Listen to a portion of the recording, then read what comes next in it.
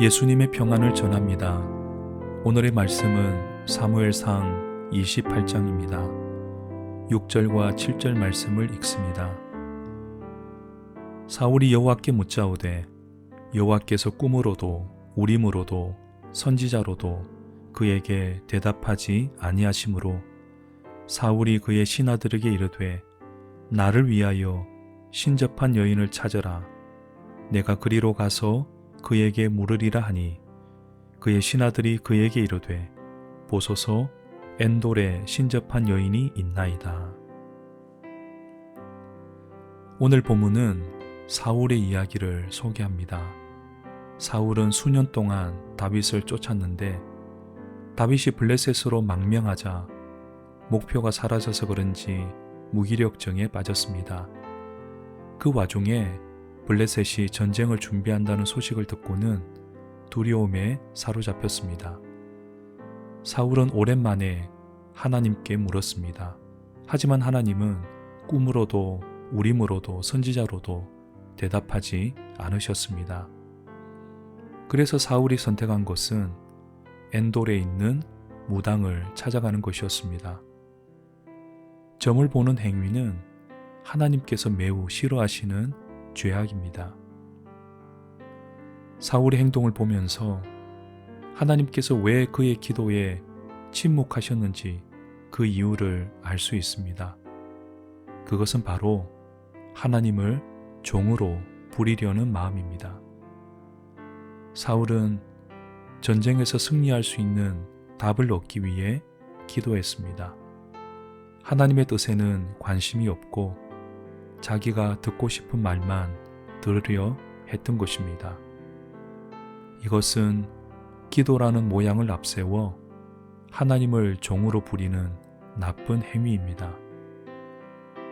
성경에 보면 하나님께서 침묵하시는 경우가 종종 있습니다. 다윗도 하나님의 부재를 많이 경험했습니다.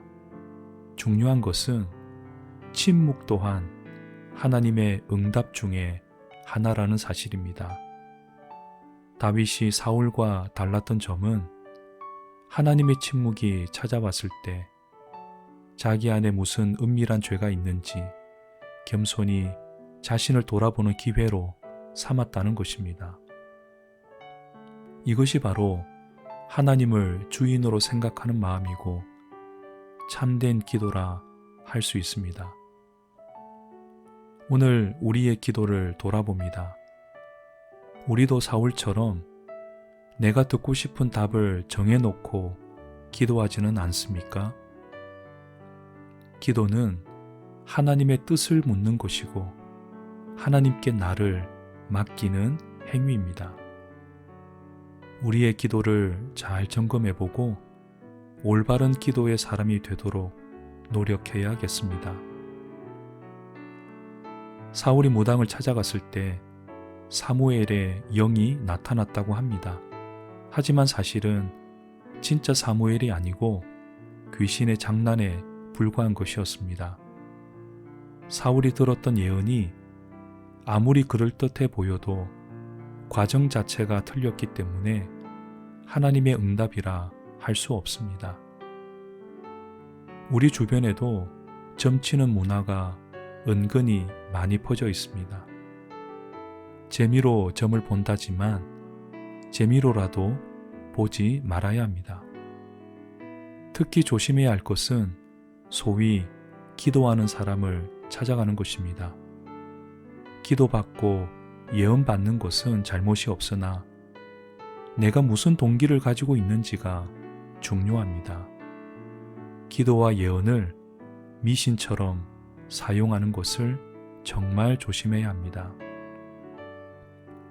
하나님의 뜻을 알아가는 과정은 긴 인내의 시간이 요구됩니다.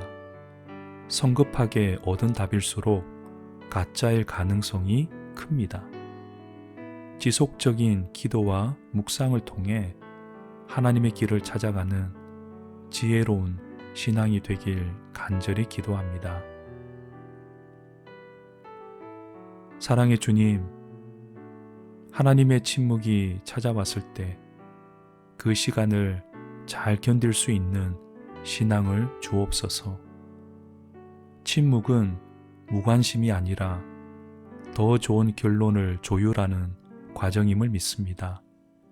서두르지 않고 천천히 주님을 따르게 하옵소서. 예수님의 이름으로 기도합니다. 아멘.